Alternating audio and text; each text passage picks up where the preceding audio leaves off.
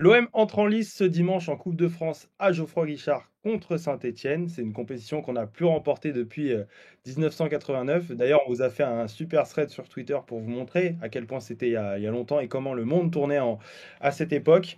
Depuis, l'OM a connu plusieurs humiliations. On n'oublie pas Annecy qu'on adore citer dans nos reviews.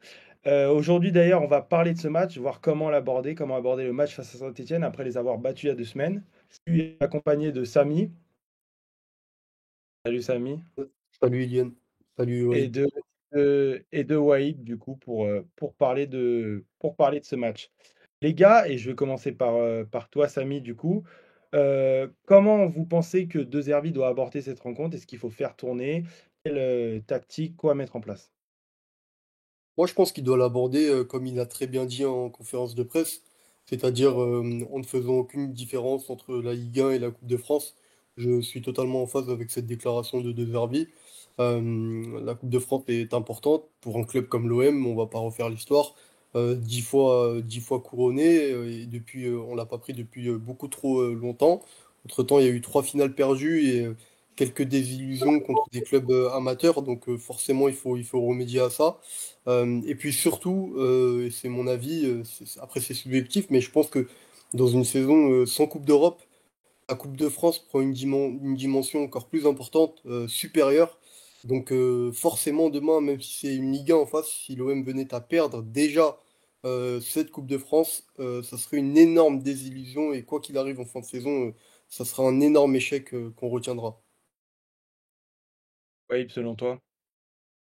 Je suis d'accord avec ce que vient de dire Samy. C'est un match d'une importance capitale, une compétition d'une importance capitale parce que cette saison, c'est ton seul tournoi entre guillemets.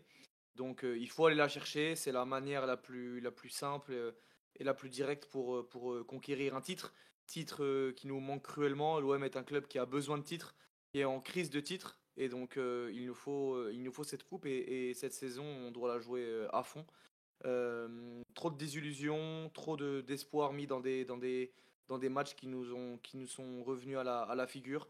Donc je suis totalement en phase avec ce qu'a dit De Zerbi dans le sens où il considère la Coupe de France cette année comme quelque chose de capital. Je dirais même que le fait de ne pas faire tourner, c'est une très bonne chose. Donc j'ai lu qu'on allait sûrement pas faire tourner. C'est quelque chose de très bien. Ça va montrer aux joueurs qu'on prend la coupe sérieusement, que les meilleurs doivent jouer. Ce n'est pas une coupe de seconde zone et que si tu veux jouer tes matchs de Coupe de France, tu dois être dans les meilleurs. Donc aligner ton meilleur 11 pour la Coupe de France, c'est prendre la compétition au sérieux. Et c'est quelque chose que j'apprécie.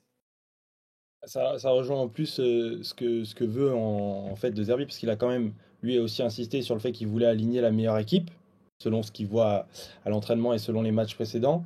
Est-ce que pour vous, du coup, ça confirme, même si c'est déjà revenu un petit peu dans les propos de Samy, que l'OM a une dégaine pour aller chercher ce titre en particulier?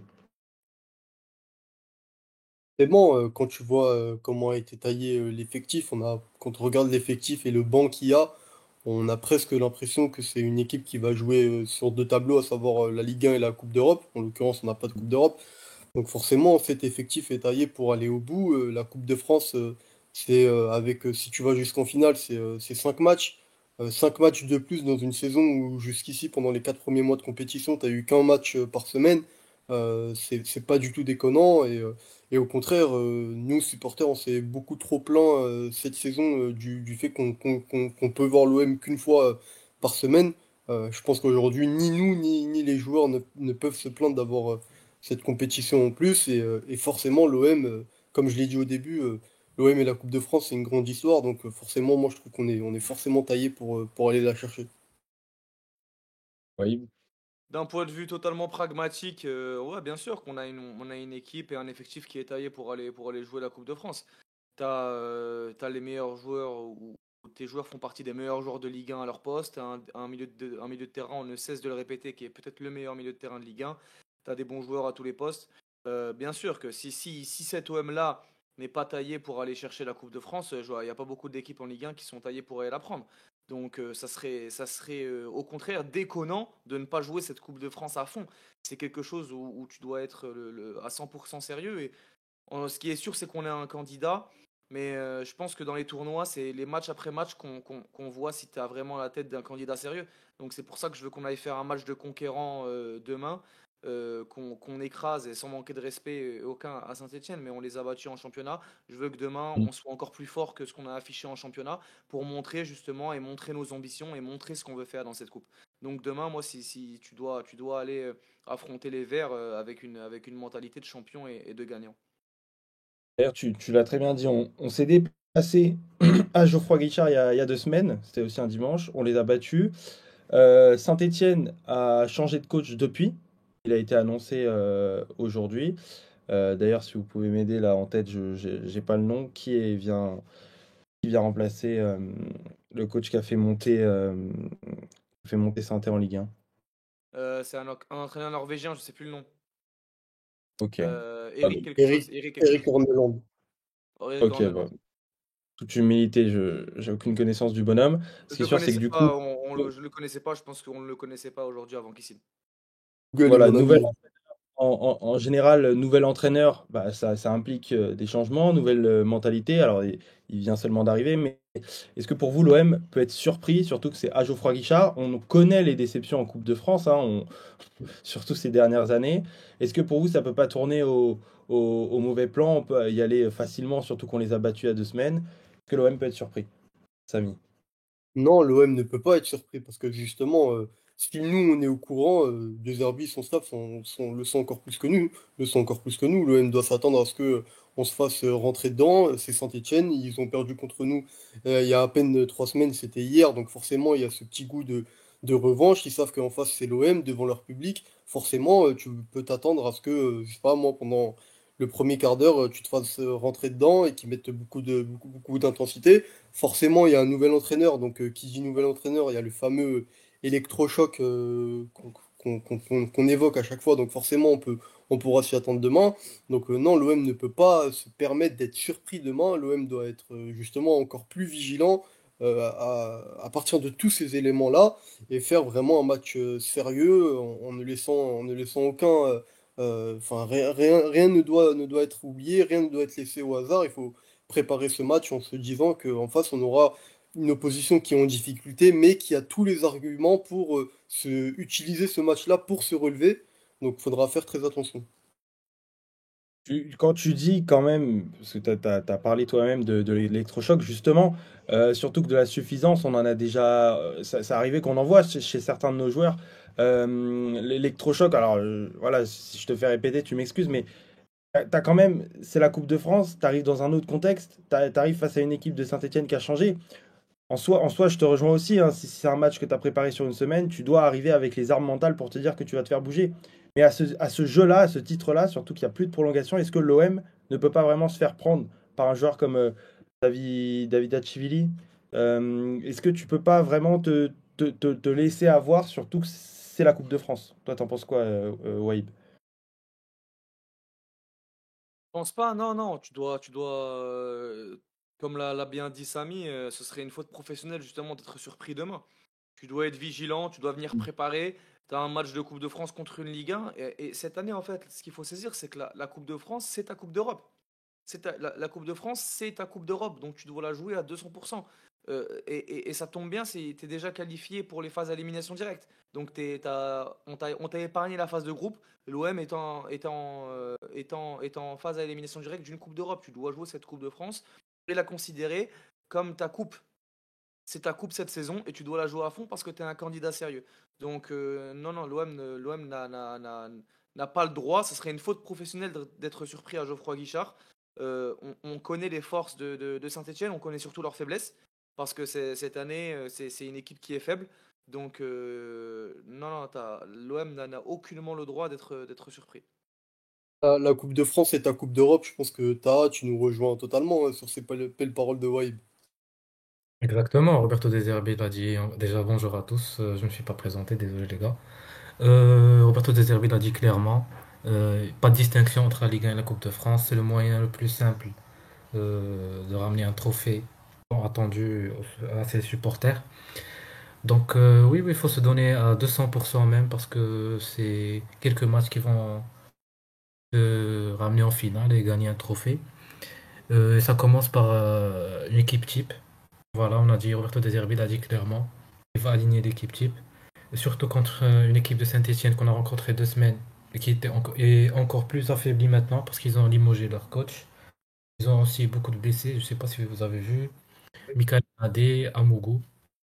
Donc des joueurs importants. On verra. Attendez, juste un truc. Eh, Taha, je suis désolé, frérot. C'est parce que, en fait, j'étais pas dans les caméras sur OBS. Du coup, Non, non, t'inquiète, t'inquiète, je voulais pas vous couper, Non, t'inquiète. mais frère, je t'ai même pas introduit, là. C'est chaud, non? Non, pas- Ah, Taha qui est avec nous, le fin analyste, le meilleur des meilleurs. Donc voilà, je vais faire Ah ta place. ouais, non, non, mais je suis désolé. En fait, je vois pas ta tête. Et du coup, vraiment, pour moi, on faisait non, la. tranquille, tranquille. Ah, je suis désolé. Bah vas-y, bah du coup, on reprend. Ouais, non, Bah, il a tout dit. Ouais, l'équipe type qui sera sans doute alignée demain, à l'exception d'Adrien Rabiot qui sera sûrement remplacé par Amin Harit. Amin Harit qui fait son retour. Il avait déjà fait son retour dans le groupe il y a quelques semaines. Là, il va commencer. Moi, c'est une nouvelle qui me ravit au plus haut point. Donc on verra. Je pense que chaque joueur doit se donner à fond. Et à part Harit, zéro changement à prévoir. D'ailleurs, tu me lances du coup sur la compo. Toi, tu me dis qu'à Paris, zéro changement à prévoir. Déjà, on devrait en avoir un dans les buts.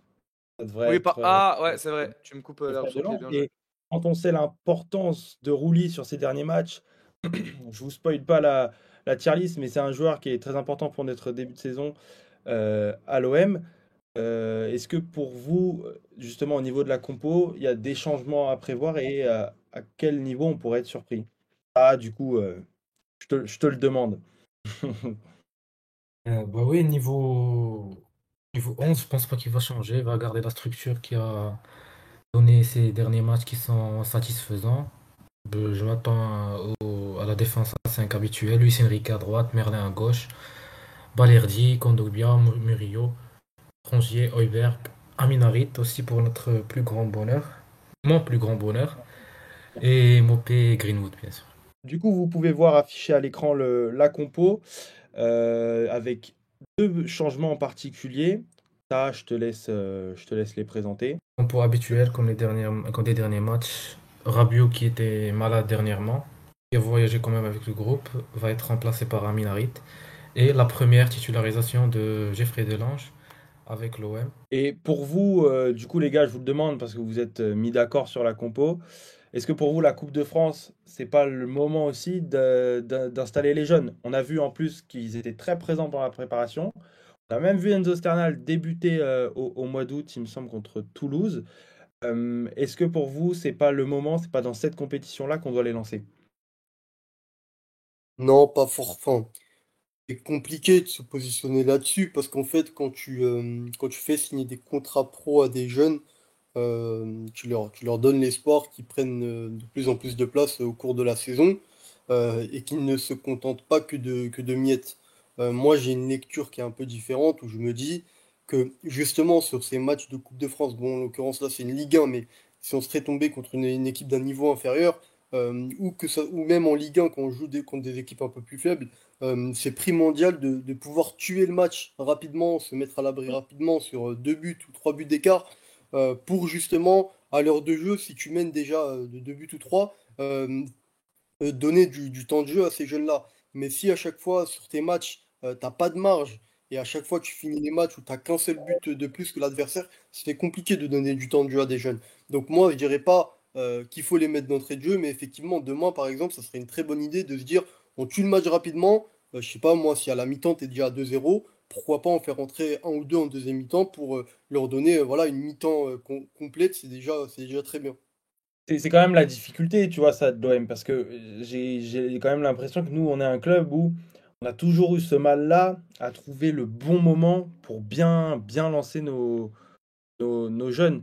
Ouais, toi, qu'est-ce que t'en penses là par rapport à cette question? Ouais, non, moi je suis aligné sur ce que vient de dire Samy. J'allais juste, à l'instar de Samy, pas te corriger, mais de rebondir sur le mot lancer. Je pense pas qu'on va lancer les jeunes, mais ouais, le scénario idéal, c'est qu'on mène deux, qu'on break rapidement, trois, et que si on peut, hein, c'est pas arrogant de dire ça, hein, ça se trouve que demain on va jouer contre eux et on va se faire, on va se prendre une déculottée, Complètement. ça serait très OM comme scénario. Non, non, j'ai le scénario idéal, sans une once d'arrogance, ça serait qu'on break ou qu'on gagne 3-0 et que là tu fais rentrer un jeune, deux jeunes, là ça serait bien, tu vois. Mais c'est là que la question se pose, c'est si tu gagnes 2-0 à la mi-temps ou 3-0 à l'heure de jeu, quid de Bilal Nadir, de Ismaël Koné, parce qu'en fait, quand on dit jeune, bien sûr qu'on pense pas à ces joueurs-là, pardon, malgré que ce sont des jeunes joueurs, tu vois, et qu'ils ont peu de temps de jeu depuis le début de la saison. Est-ce que tu vas faire rentrer un Ismaël Koné, un Bilal Nadir, ou un Enzo Sternal, Elles tu la vois, font. c'est Lafont, tu vois, Gaël Lafont, donc à voir. Ouais, ouais, complètement, complètement la question elle se pose, surtout que tu as un effectif qui est quand même bien étoffé, que ce soit bon, plus devant que derrière, mais t'as de quoi faire jouer demain. Et surtout, on le rappelle, c'est seulement 90 minutes, puisque désormais les tirs au but se tirent dès la 90e minute. Je commence Mais, par toi. mais Vas-y, dis-moi, Samy. juste rapidement, désolé pour répondre au débat que tu soulèves, Wahib, on peut aussi se référer à ce que dit Benatia il y a encore quelques heures dans les médias, enfin ouais, c'était chez La Provence plutôt, il y a une semaine, où il disait que quand il regarde les jeunes actuellement de l'OM, il n'en voit aucun qui est capable d'avoir du temps de jeu chez les pros. C'est une déclaration très révélatrice et qui répond parfaitement à notre question là. Donc ouais, effectivement, demain, si tu as du temps de jeu à donner, tu vas peut-être plus le donner à des mecs comme Koné ou Wai qu'à des mecs comme Lafont ou Bacola. En tout cas, si on se réfère à ce que dit Benatia. Il dit pas exactement ça. Il me dit qu'il voit pas de Samir Nasri ou de jeunes qui Oui, sont capables à 16 ans de jouer au Vélodrome. mais comme il disait, il y a des agents qui m'appellent et qui se plaignent un peu du Mm, temps de mm, jeu. mm. Il dit, bah moi je leur dis qu'actuellement, sur ce que je vois à l'entraînement, par exemple, j'en vois pas un qui me donne l'envie de dire à De Zerbi, Mais peut-être que intègre-le. tu devrais le faire jouer un peu plus, tu vois. Ok, merci pour cette intervention, Samy. Je vais commencer par toi pour les pronos demain. Quel score tu vois? Et puis, si tu es capable de te mouiller un peu plus, les buteurs. Alors moi Si demain, l'OM je marque, vois, vas-y. alors moi demain, je vois une victoire très sèche. Je dis un petit 4-0 avec un but d'Amin Harit qui remet un but à Geoffroy Guichard après 2 ans, après 3 ans plutôt. Avec la célébration. Avec célébration, tu vois, un peu avec Cole Palmer, Morgan Rogers, un petit cold tranquillement. Ok. Bon, ce scénario très positif, même, Samy.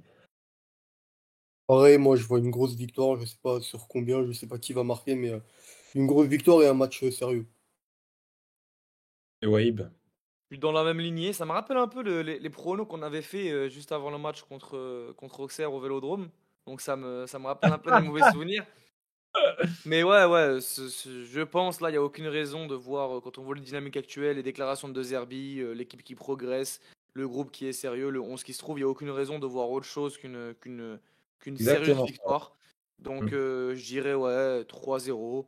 3-0 et un but, une passe d'Eda Minarit.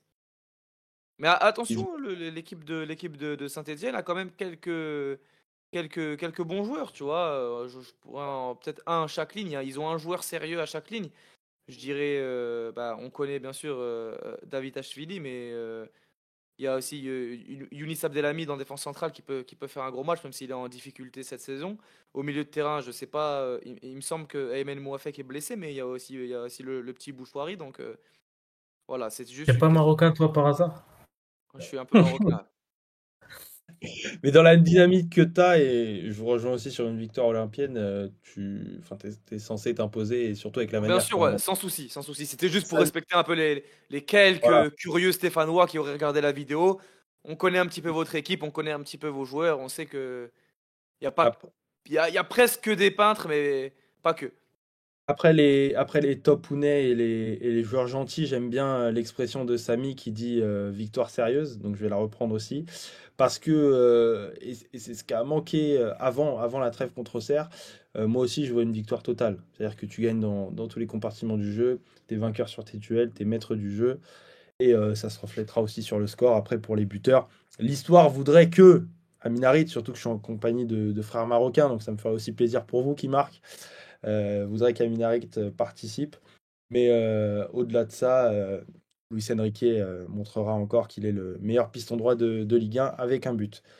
Les amis, merci beaucoup d'avoir participé à cette vidéo. On se retrouve demain du coup pour le débrief, l'après-match. Il sera sûrement en live, à confirmer sur notre Twitter. C'est pour ça qu'il faut absolument nous suivre sur tous les réseaux. Le Massilia Zone, comme le dit très bien mon compère Tino qui n'était pas là aujourd'hui, le média le plus complet sur l'OM. Et puis on se retrouve très vite. À bientôt et allez l'OM.